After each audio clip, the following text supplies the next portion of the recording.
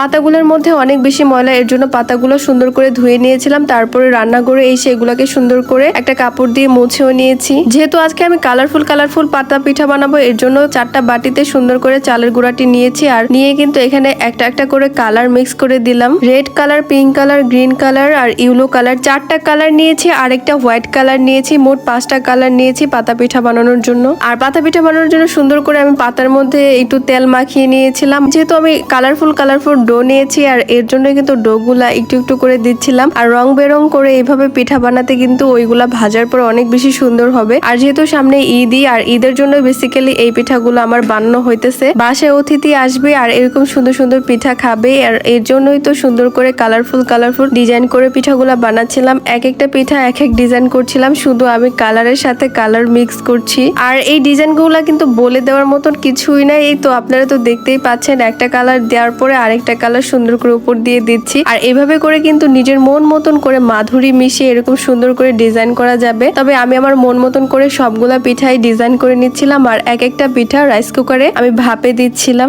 ভাপে দিলে কিন্তু 1 মিনিটও লাগে না সিদ্ধ হতে।